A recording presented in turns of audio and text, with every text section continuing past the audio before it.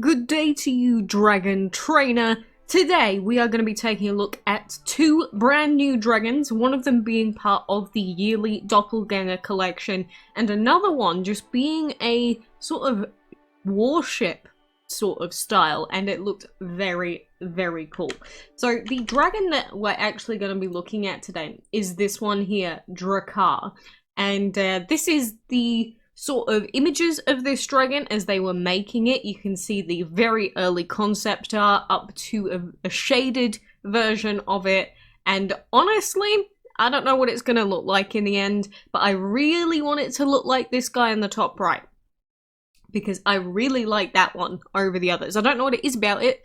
Is that going to happen? Probably not, but this is what this dragon looks like. And there is this link here that is linked in my Discord server that says, meet the DRAKKAR dragon. There is his egg, which looks really cool.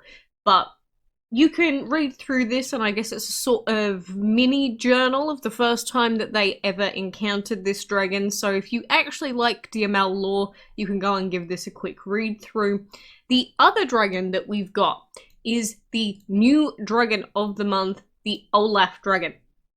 And so this OLAF dragon is, of course, like all the others, based off of an actual NPC. And we've got this green looking, it's almost like a goblin looking egg going on. And there is little baby Olaf, and there is Papa Olaf. Let's go back to baby Olaf for a second, because he's kind of cute. Look at him scream. But he is a legendary plant and metal dragon. I mean, he's legendary to begin with, so he's not particularly useful.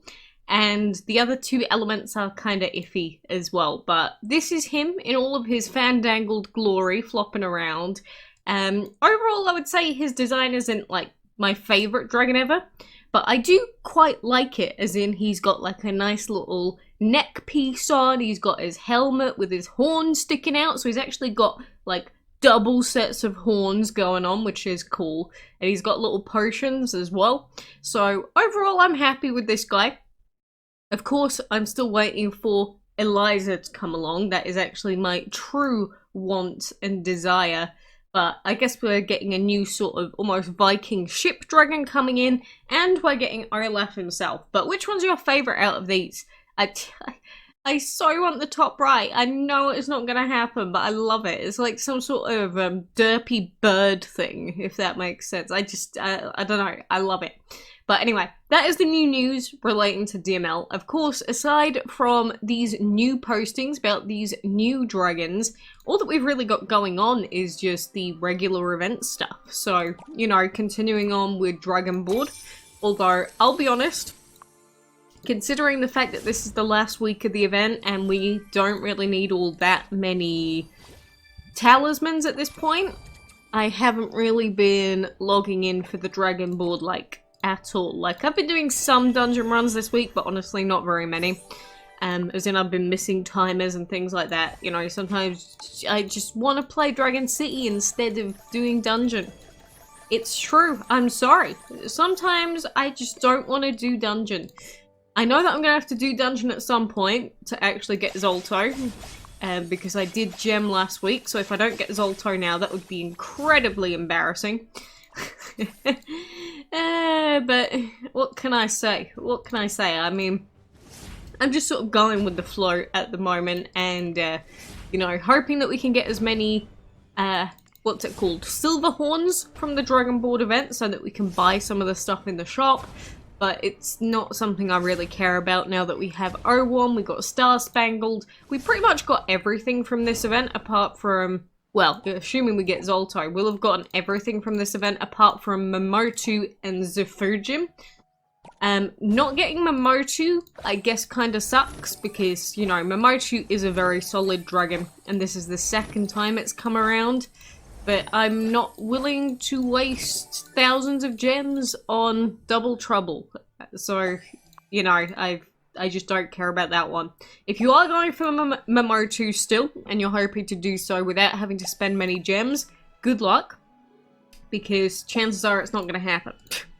Just being real with you, it's not going to happen. But I'm just glad that things are sort of coming to an end. Like, I'm still on chapter 18, so I am very, very far away from being finished with Momotu with 4 days left. You know, it's not gonna happen. I've accepted my fate. I think that's something important that especially newer players or players that haven't really played much of these events should, you know, probably learn that in this game you have to log in like all the time. And by that I mean at set time periods to get the dragons that you want, and plus you have to grind dungeon. But, you know, if you don't want to do that, then just take like one ancient. Like, there's no issue really with just getting one ancient from this event, assuming that it's a good one. Like, if the only ancient you get from this event is Lamulin, that's fine. Just make sure that you're smart about it if you care about making a good team. If you don't care about making a good team, go wild, buy whatever the heck you want, but if you want a good dungeon team so that you can get more value out of these events for less gems, you know, it's about picking good dragons to put on your team.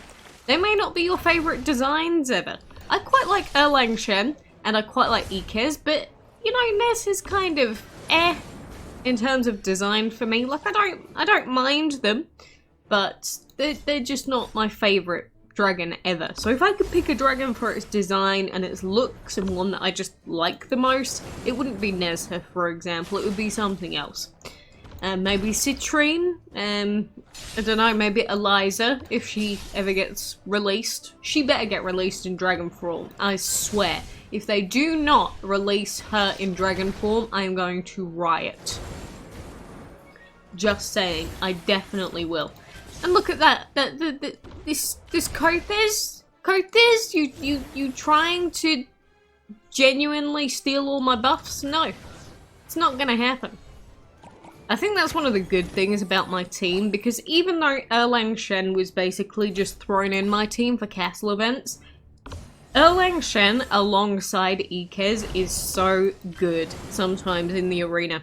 I'm not even joking. I genuinely think that this team is just a really, really strong arena team.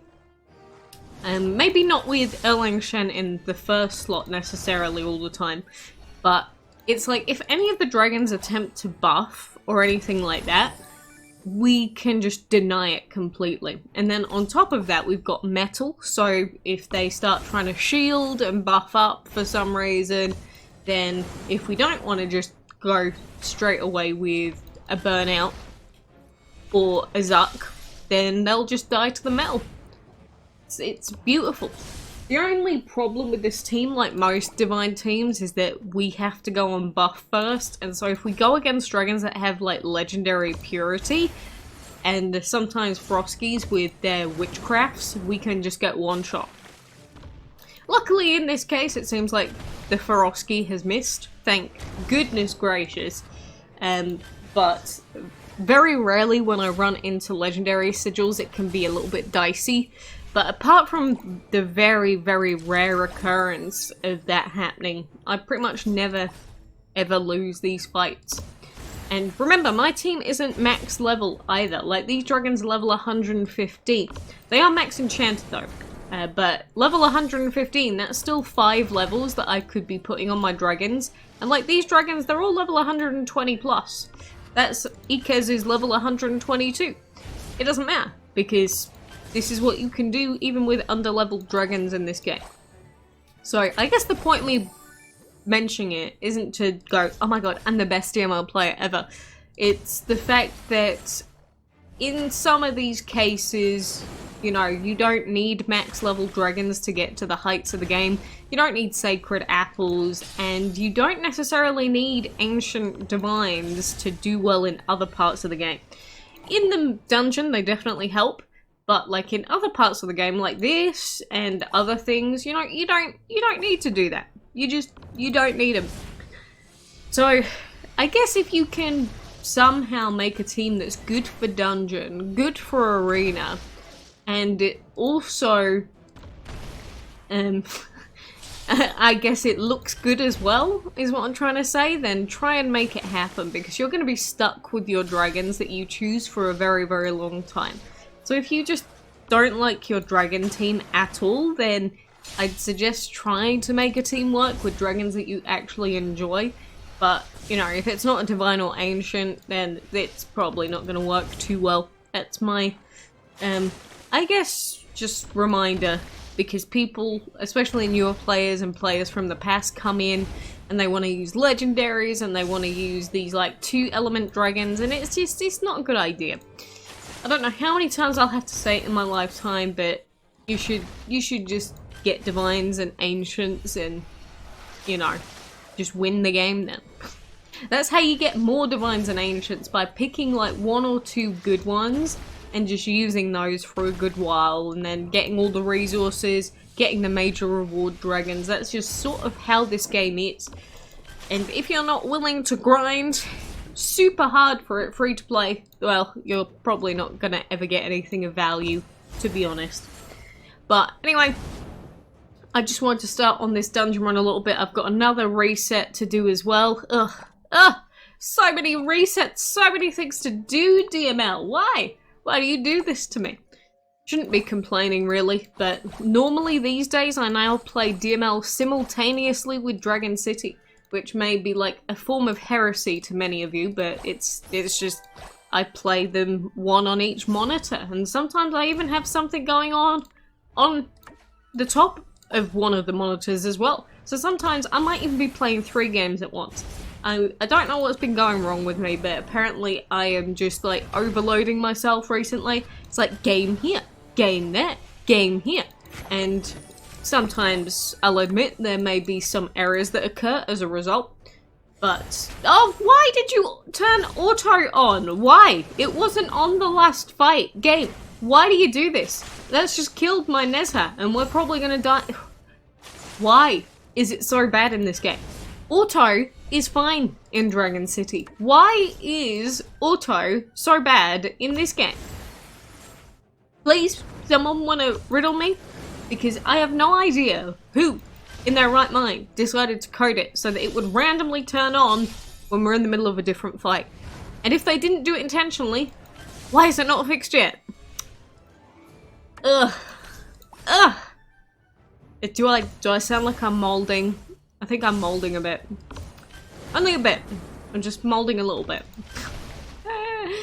It's like, I want to like auto. It can be useful in some situations, but it's just so bad when it randomly turns on during the arena or the sigil map. Why? Anyway, I'm going to go mold to myself. In the meantime, I'm going to keep collecting, and we're going to be coming up to the end of the event very soon. But look forward to those new dragons that are coming, and the other doppelganger dragon in particular. Where is Eliza? I'm asking. Gameloft, where is she?